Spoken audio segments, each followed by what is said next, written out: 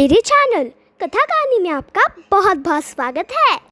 पुराने समय की बात है।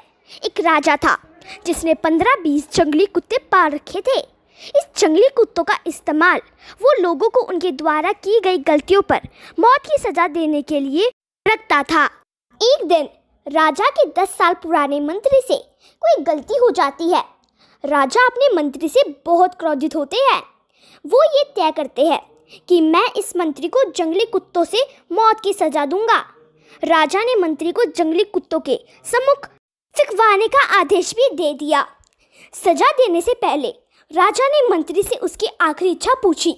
मंत्री ने राजा से कहा कि मैंने आपकी 10 सालों से सेवा की है, इसीलिए मैं सज़ा पाने से पहले आपसे 10 दिनों की मोहलत चाहता हूँ।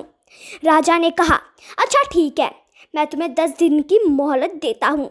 10 दिनों के बाद राजा के सैनिक मंत्री को पकड़ कर लाते हैं।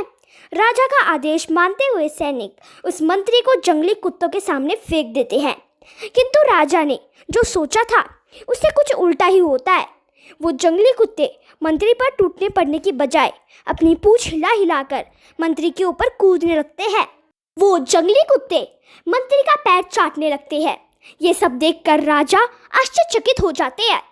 राजा ये सोचने लगते हैं कि आखिर इन जंगली कुत्तों को क्या हुआ है, ये कुत्ते इस तरह क्यों व्यवहार कर रहे हैं।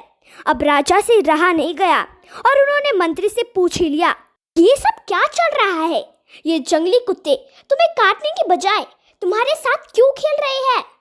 मंत्री ने जवाब दिया, राजन, मैंने सजा से पहले आपसे 10 दिनों की मोहलत ली थी और उसी समय मैं इन बेजुबान जंगली कुत्तों की सेवा में व्यस्त हो गया था। मैं हर रोज इन कुत्तों को खाना खिलाता था और उनका अच्छे से ध्यान भी रखता था।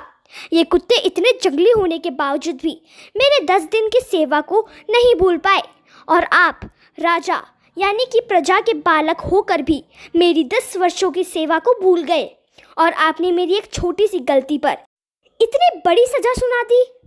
राजा को मंत्री की बात सुनकर अपनी भूल का एहसास हो गया और उन्होंने फौरन मंत्री को आज़ाद करने का हुक्म दिया। कई बार हम भी इस राजा की तरह किसी की कई सालों की अच्छाई को उसकी एक छोटी सी गलती की वजह से भुला देते हैं। हम किसी की 1000 इच्छाओं को उसकी एक बुराई के सामने छोटा ना होने देना चाहिए। हमें शिक्षाशील बनना चाहिए। अगर आपको मेरी ये कहानी पसंद आई और ऐसी और कहानियाँ देखनी है तो मेरे चैनल को सब्सक्राइब करें, मेरे सभी वीडियो को लाइक करें और कमेंट और शेयर करना बिल्कुल मत भूलना।